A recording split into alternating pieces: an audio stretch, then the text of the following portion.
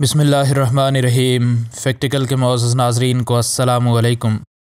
ناظرین گرامی، انسان جب سے جانوروں کو پال رہے ہیں تب سے ان جانوروں کی مختلف جانوروں کے ساتھ کراس بریڈ کراتے آئے ہیں تاکہ مطلوبہ خصوصیت کا حامل جانور حاصل کیا جا سکے۔ اسی طرح کا ایک جانور ولف ڈاگ بھی ہوتا ہے جس کے بارے میں کہا جاتا ہے کہ وہ اس دنیا کے مختلف حصوں میں موجود ہیں، لیکن کیا یہ بات درست ہے؟ اس بارے میں کچھ کہنا قبل از وقت ہے۔ بھیڑیے اور گھریلو پالتو کتے کے کراس سے بننے والا یہ جانور دنیا کے مختلف حصوں میں پایا جاتا ہے۔ ایسے ہی یہ اس بھیڑیے نما کتے کی داستان ہے۔ ناظرین گرامی، موجودہ دنیا میں انسان یہ بات سوچتے ہیں کہ رحم اور محبت کے جذبات محض انسانوں کے ہی اوصاف ہیں، لیکن یہ کہانی اس بات پر سوالیہ نشان لگاتی ہے۔ اس کہانی کی ابتدا روس کے یخبستہ علاقے سائبیریا سے ہوتی ہے۔ ایک سردیوں کی انتہائی سرد صبح یہ لڑکی، جو کہ مقامی ڈاکیا تھی، لوگوں کے خطوط اور پیسے لیے ان کو پہنچانے نکلی ہوئی تھی۔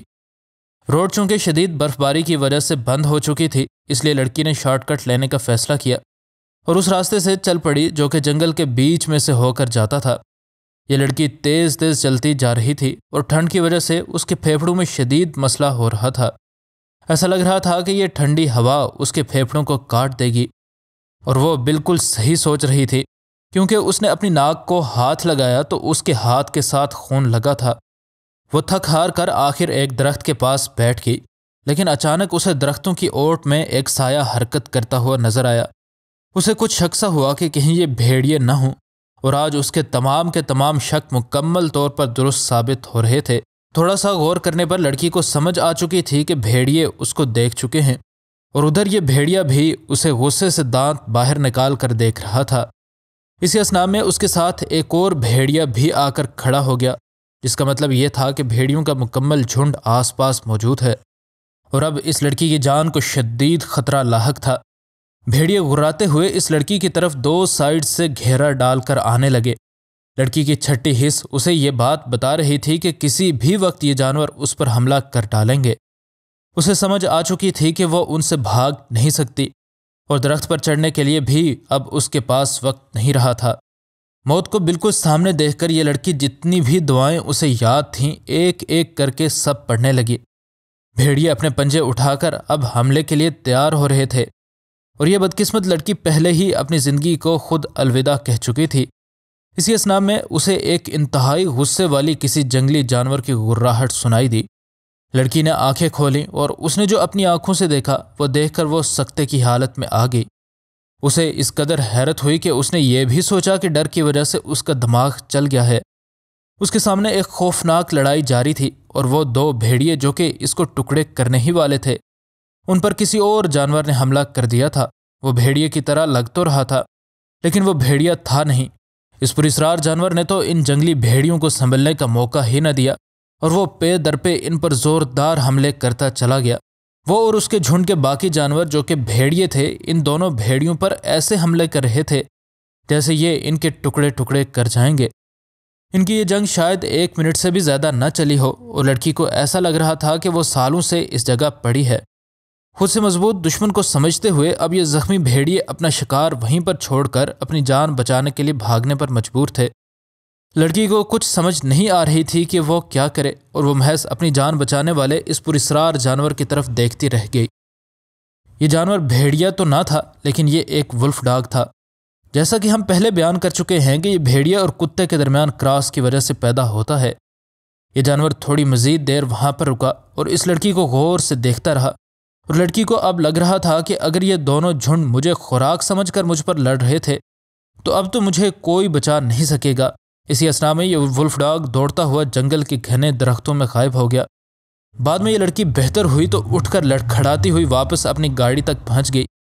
اس نے اس ولف ڈاگ کے بارے میں پتہ کرنا شروع کیا تو اسے پتہ چلا کہ یہ جانور اصل میں ایک بندے نے رکھا ہوا تھا، اور جب شہر میں اس کی نوکری ہو گئی اور اس کو اپنے خاندان کے ساتھ شفٹ ہونا پڑا تو وہ مجبوراً اس ولف ڈاگ کو یہیں پر چھوڑ گیا، اور مقامی لوگوں کے مطابق کچھ عرصہ تو یہ ولف ڈاگ کوڑے کے ڈھیروں میں کھانا ڈھونڈتا نظر آتا رہا، لیکن یہ پھر اچانک غائب ہو گیا۔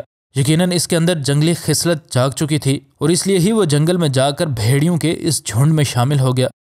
اس ولف ڈاگ کو آج بھی انسانوں کے ساتھ گزارا جانے والا وقت یاد تھا، اور اس وجہ سے ہی وہ اس لڑکی کی جان بچانے کے لیے آیا تھا۔ اس نے جب ان مقامی گاؤں والوں کو یہ کہانی سنائی تو ان نے بھی اس ولف ڈاگ کی موجودگی کو کنفرم کیا۔ ایسی ہی کہانی اس شخص کی بھی ہے جس نے اس بوڑھے بھیڑیے کی جان بچائی، لیکن بھیڑیے نے ٹھیک ہونے پر اس کے ساتھ جو کیا وہ دیکھنے سے تعلق رکھتا ہے۔ ناظرین، یہ شخص بتاتا ہے کہ ایک دن میں جنگل میں گشت پر تھا تو میں نے ایک بھیڑیے کو دیکھا جو کہ کافی عمر کا لگ رہا تھا۔ میں نے شور کیا تاکہ وہ وہاں سے بھاگ جائے۔ بھیڑیے نے میری طرف مڑ کر دیکھا اور کچھ قدم لڑکھڑاتے ہوئے اٹھانے کی کوشش کی۔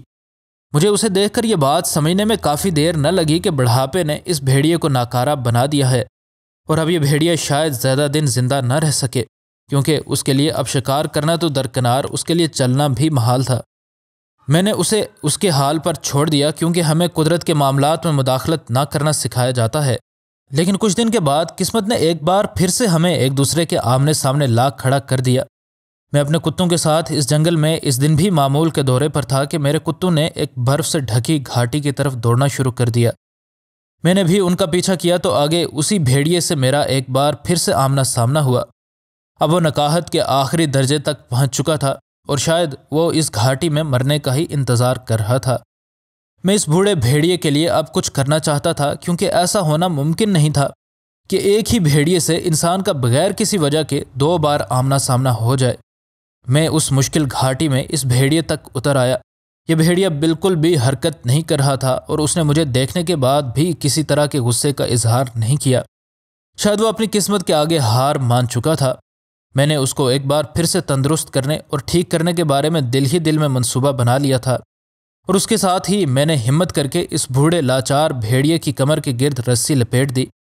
مجھے نہیں اندازہ تھا کہ میں ایسا کیوں کر رہا ہوں۔ شاید میں جنگل کی اس نارمل روٹین سے تنگ آ چکا تھا اور اب چاہتا تھا کہ میری زندگی میں بھی کچھ نیا ہو۔ شاید اس نئے ایڈونچر کے لیے ہی میں اس بوڑھے ہی صحیح لیکن خوخار بھیڑیے کے آگے اپنی جان خطرے میں ڈال رہا تھا۔ میں اسے اٹھا کر گھر لے آیا اور تقریباً 2 ہفتوں تک میں نے اس کا بے حد خیال رکھا اور اس کو اچھا کھانا کھانے کو دیتا رہا۔ جلد ہی یہ بھیڑیا اپنی ٹانگوں پر کھڑا ہونے کے قابل ہو گیا تھا اور اس میں ایک بار پھر سے زندگی کی رمق نظر آ رہی تھی۔ میں نے اس کی خدمت جاری رکھی اور ایک دن میں نے جب اسے اپنے کتوں کی طرف دیکھ کر غراتے ہوئے دیکھا تو تب مجھے اندازہ ہوا کہ اب یہ بالکل تندرست ہو چکا ہے اور ہو سکتا ہے کہ اب یہ جنگل میں کچھ عرصہ مزید زندہ رہ سکے۔ میں یہ بھی سوچ رہا تھا کہ اس بھیڑیے کو اپنے ساتھ ہی رکھ لوں کیونکہ مجھے بھی جنگل میں کسی طاقتور محافظ کی ضرورت تھی جو کہ میری لا علمی میں میری جنگلی جانوروں سے حفاظت کرے۔ خیر اب وہ میرے ساتھ اٹیچ ہو چکا تھا اور میرے ساتھ جنگل بھی جایا کرتا تھا۔ ایک دن جب میں اس کے ساتھ جنگل میں جا رہا تھا تو اچانک یہ بھیڑیا مڑا اور بھاگ کھڑا ہوا۔ میری آوازوں کو اس نے کوئی اہمیت نہ دی۔ میں نے اسے بلایا لیکن وہ نہ رکا۔ اب جنگل میں میری گونجتی آواز مجھے یہ طعنہ دے رہی تھی کہ تمہاری خدمت کا اس بھیڑیے نے یہ صلہ دیا ہے۔ شاید مجھے اس کو بچانا ہی نہیں چاہیے تھا، شاید مجھے اس کو وہیں پر مرنے کے لیے چھوڑ دینا چاہیے تھا۔ مجھے میری خدمت اور نیکی کا اس نے جو صلہ دیا تھا اس پر مجھے بے حد دکھ ہوا۔ مجھے ان سارے ملے جلے خیالات اور جذبات کے ساتھ واپس اپنے گھر تک لوٹنا پڑا۔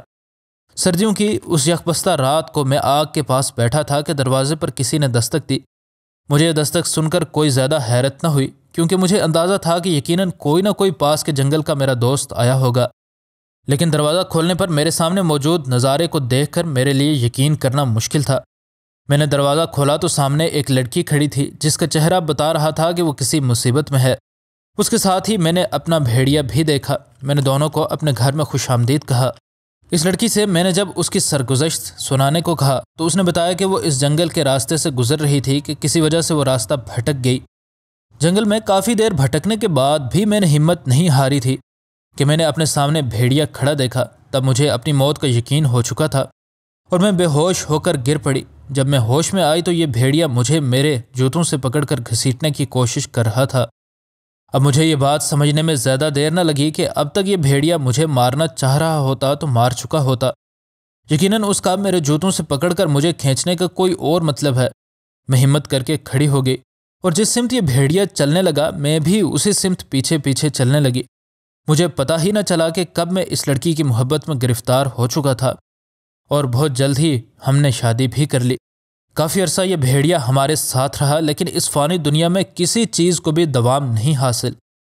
جس طرح اس بھیڑیے نے ہم دونوں کو ایک دوسرے سے ملایا تھا وہ ایک خواب سے بھی کم نہیں لگتا، اور مجھے آج بھی اس بات پر یقین کرنا مشکل لگتا ہے مزید نئی ویڈیوز کے لیے ہمارے چینل کو سبسکرائب کر لیں۔ ویڈیو پسند آنے کی صورت میں ویڈیو کو لائک اور دوست احباب سے ضرور شیئر کریں۔ انشاءاللہ ملتے ہیں اگلی ویڈیو میں۔ فی امان اللہ۔